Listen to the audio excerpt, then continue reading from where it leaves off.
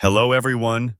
In this video, I'll show you how to fix the issue when the YouTube recap is missing or not showing on your account.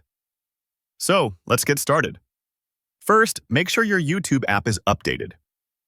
Open the Google Play Store, search for YouTube, and update it if an option is available.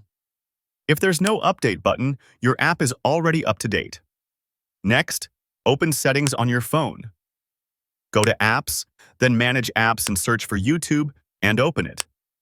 Now clear the cache first, then clear the app data.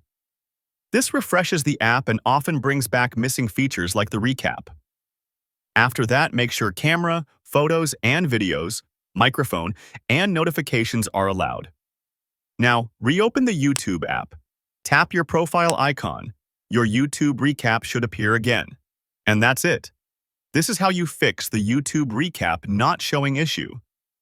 If you found this video helpful, please like, subscribe, and hit the bell icon for more tips.